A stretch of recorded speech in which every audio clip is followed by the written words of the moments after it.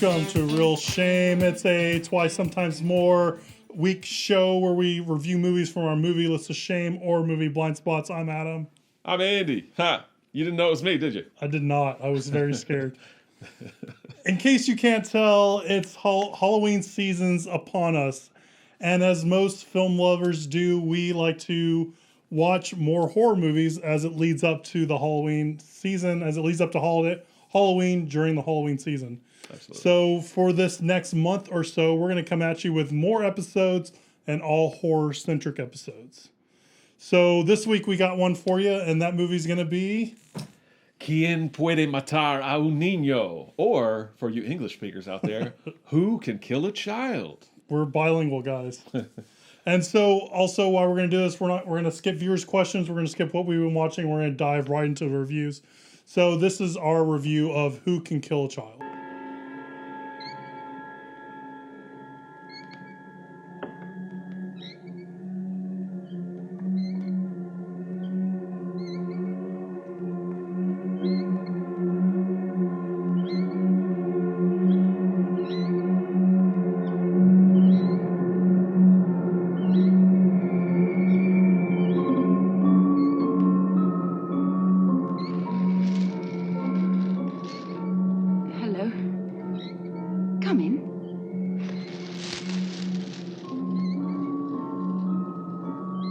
What's your name?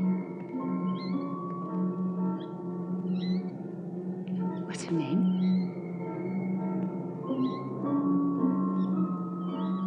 What's your name? Tu nombre? Lourdes.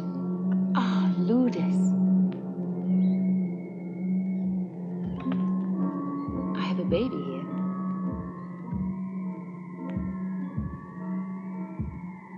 So this is a movie that I haven't seen, but you've seen before. Mm-hmm. What'd you think of it, or why'd you choose this movie for us to watch? So this is a movie, I don't remember exactly how I heard about it. Probably just, I honestly, I think back on the days when IMDb still had their little message boards and forums or whatever. They've done away with those, which I think is a mistake, because I liked those. I got a lot of good suggestions and stuff. And I think I was looking at one that was devoted to like horror movies or something like that, and some guy or girl out there in internet land mentioned this movie, Who Can Kill a Child? And this was back in the days when I was still getting Netflix discs by mail. So I eagerly... Some of us are still doing that. I stopped doing that. I just went to streaming only. But yes, I kind of missed those days. But yes, I eagerly added it to my queue, because I saw back then it was just a DVD. Now they have it on Blu-ray. But I added the DVD, got it in the mail, popped it in, and watched it. And that's how I heard of it, and that's how I watched it. That's my story. So we're gonna try to avoid spoilers at the beginning, but at the end we're gonna talk about some plot points in more specific detail, because we feel like this is a movie that hasn't been seen by a lot of people, so we kind of want to preserve that movie-going experience for you. Yep. So the general premise of this movie is that we follow a married couple as they're on vacation in Spain, and they go to this island and they find out that its inhabitants are missing. Yep. Strangely enough, there's no adults really to be found. Yep. And then the movie, and that's basically your premise for that movie. What the hell is going on? What is going on? They're determined to find out. So first things first, the first 10 minutes or so of this movie are extremely difficult to get through. And one thing I was going to tell you was that footage, the first 10 minutes or so, is not in every version of this film. Interesting. There are versions that exist where they cut that out because they figured... So basically the first 10 minutes or so of the movie is graphic footage, basically newsreel footage. I guess, should we save that for spoilers? Or do you think it's spoiler?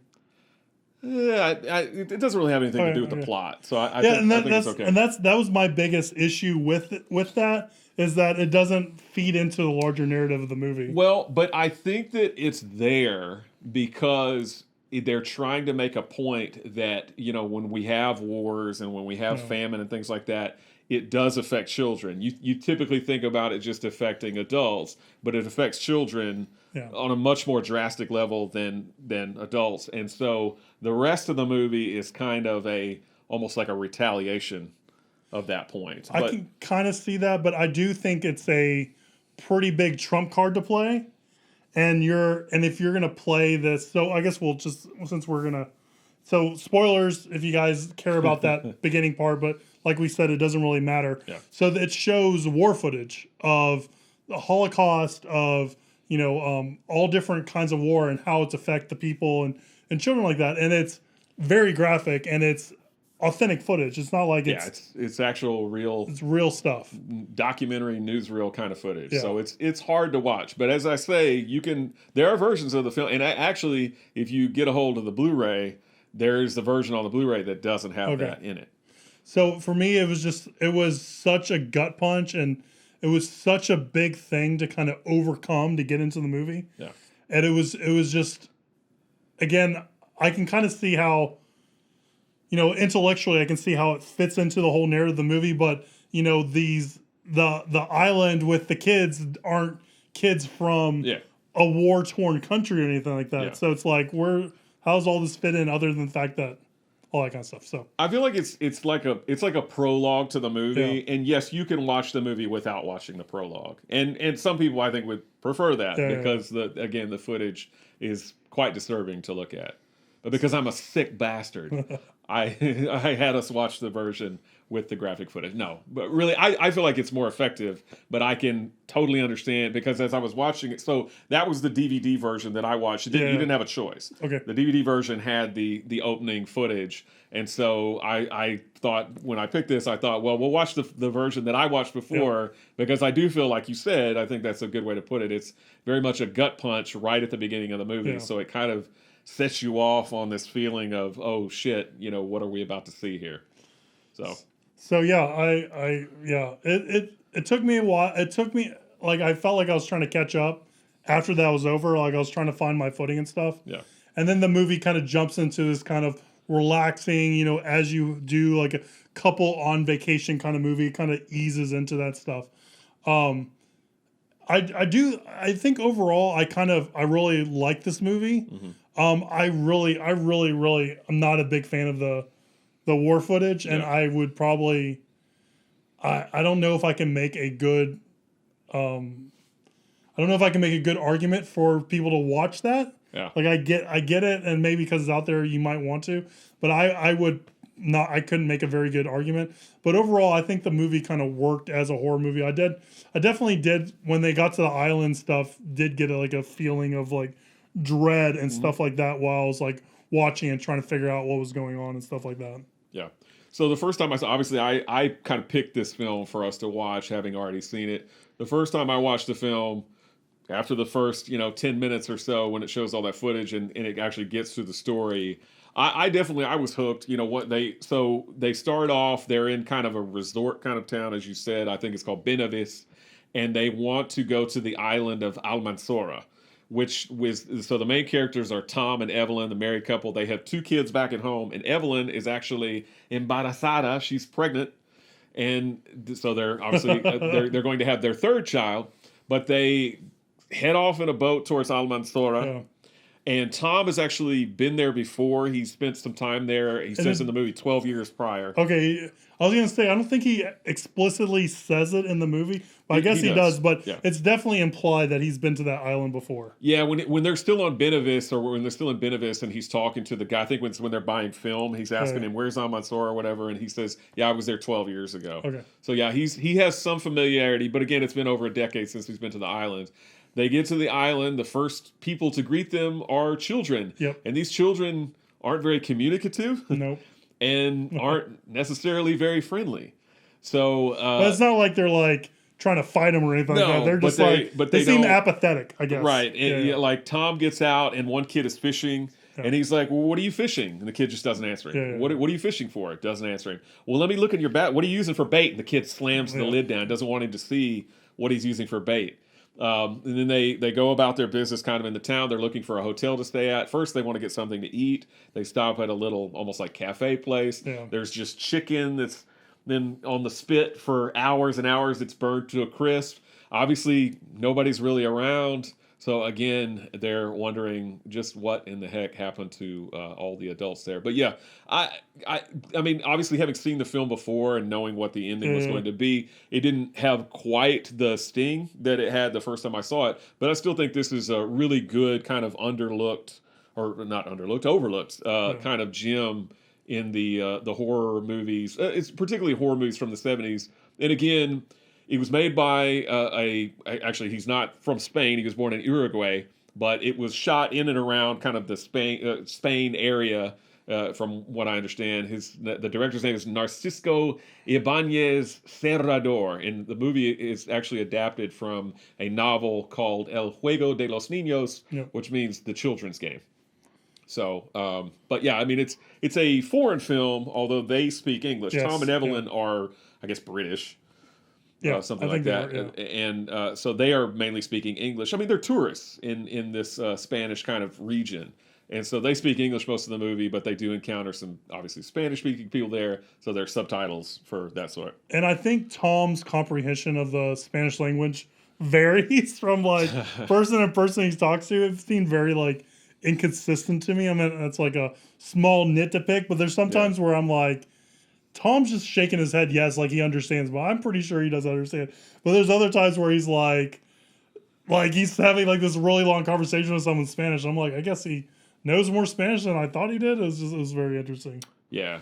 But I mean, I agree with you. I mean, I feel like you do have, the movie's not necessarily outright scary. There's not really any jump scares or anything like that I can recall in it. But I just feel like the whole movie you kind of watch with dread, because I can only imagine what it would be like to be an adult on a strange island, not see any other adults around, but see plenty of children who are kind of giggling and laughing eerily and, again, not really communicating or being all that pleasant. So I feel like I would probably get the F out of there quickly.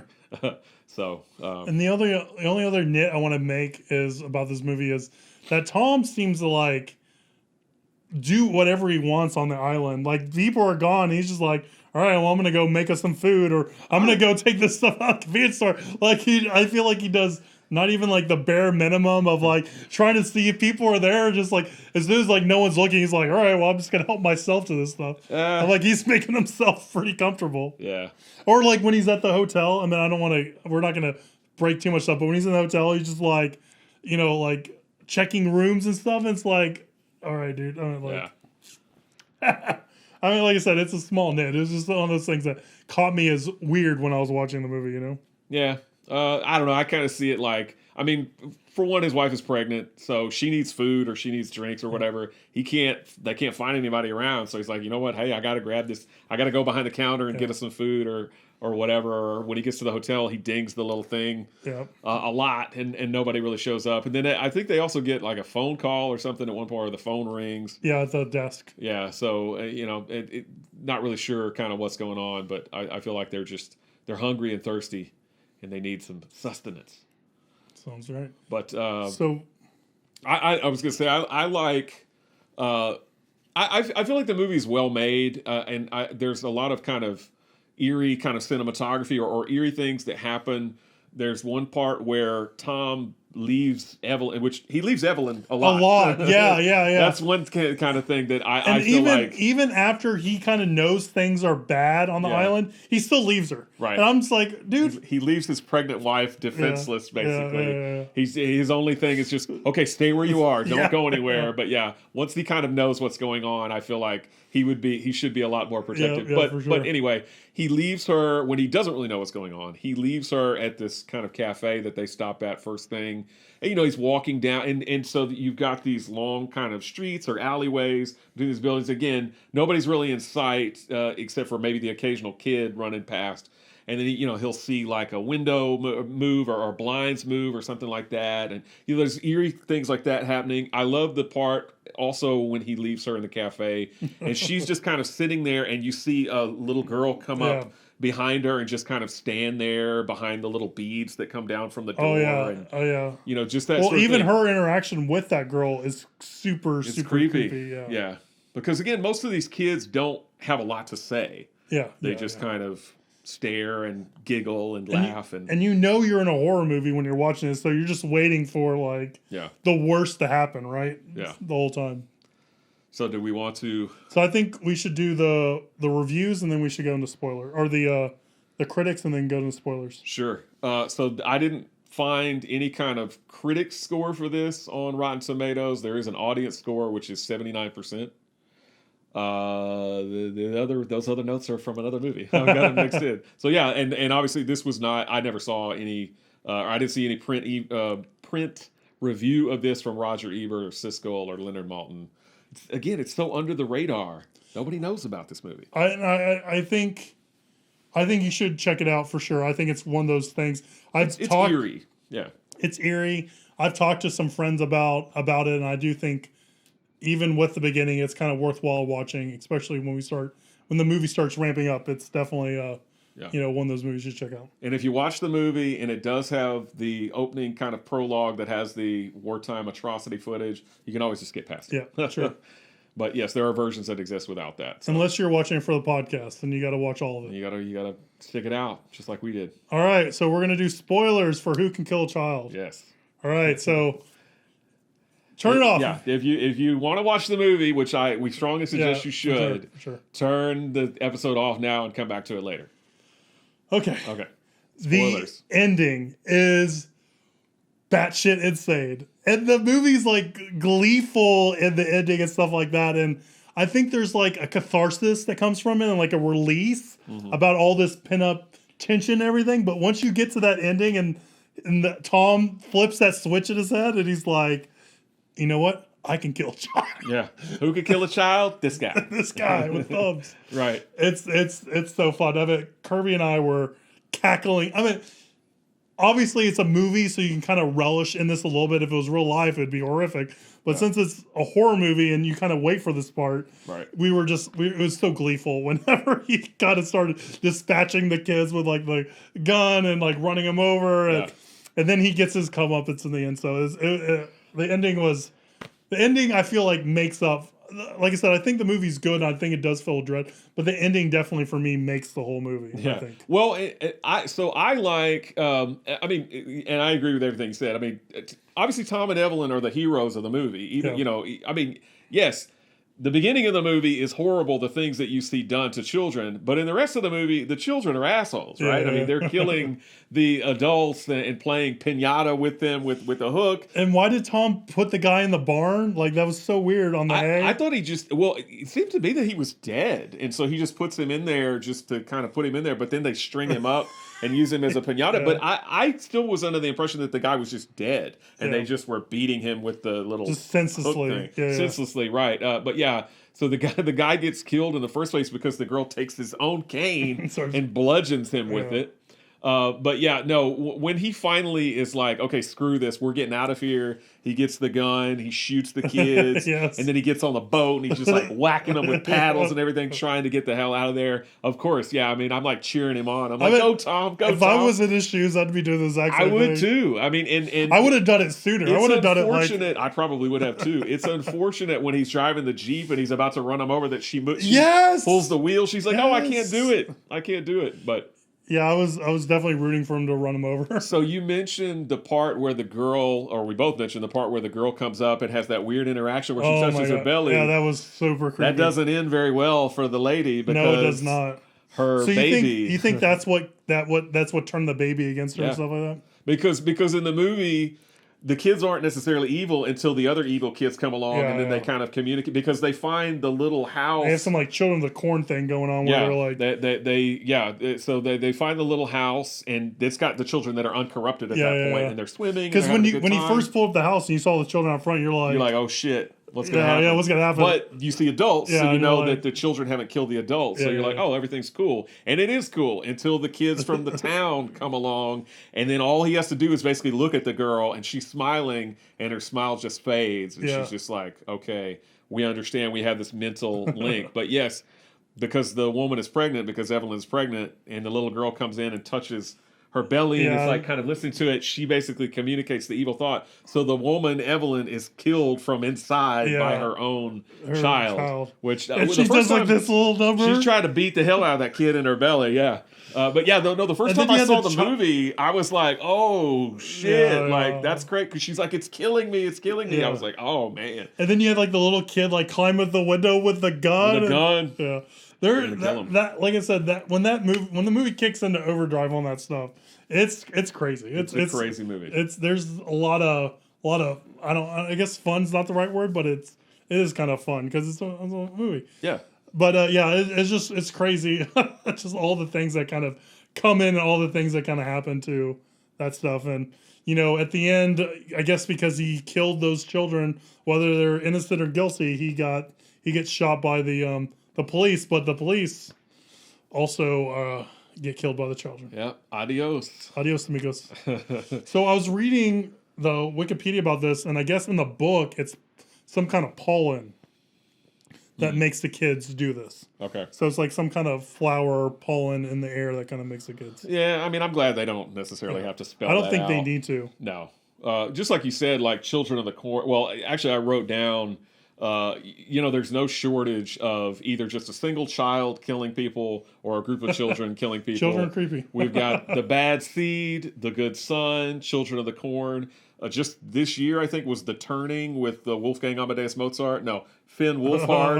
Oh, yeah. Right? Because they're two evil kids with Mackenzie Davis, right? They're I think, because it's based on The Turn of the Screw. Okay, and so I think that the two little kids are like out to get her or whatever, trying to drive her crazy. The Innocents, which I think is The Turning, is kind of a remake of The Innocents. I think they're both based on Turn of the Screw. Village of the Damned, of course, is one. And see, I've never been really high on Village of the Damned, either the original film or the John Carpenter remake, because the kids with their white hair and their weird looking eyes just look stupid to me. Like, I don't think it's like, I think this movie is far more effective and chilling because the kids look normal. Yeah, like yeah. they don't have white hair like with little beady eyes like Yeah, they do in yeah, I can see Village of the Damned. I wrote some other ones down. The Children, Bloody Birthday, The Brood, David Cronenberg's The Brood, which those are kind of mutant children, kind of. I've seen The Brood. I'm trying to remember.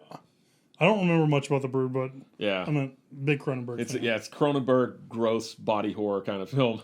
But I remember it being good from when I saw it. And apparently this movie was remade in 2012 as Come Out and Play. Yeah.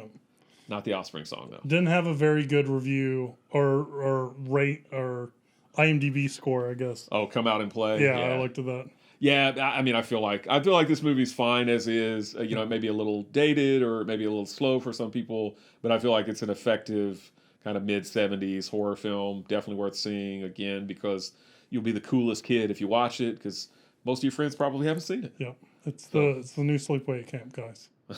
Oh yeah, Sleepaway Camp. That's my jam. That's the new one. You can be out of before anyone else. All right. Anything else? I think we're done. But yeah, hopefully, obviously we're going to spoil the crap out of it. But Yeah, hopefully, but you're at this point, you If you've saw the watched, movie, you're having fun. So that was our review on Who Can Kill a Child. If you have an email, I think everyone has email. You can shoot us an email, realshame@gmail.com. If you're watching us YouTube, leave a comment below. Please avoid spoilers in those comments, for everyone else. But, we can have a discussion and start talking about that stuff. We post on social media, on Instagram, @realshame. And stay tuned next time as we go through some more horror movies that one or both of us haven't seen. And we'll see you next time, guys. Bye.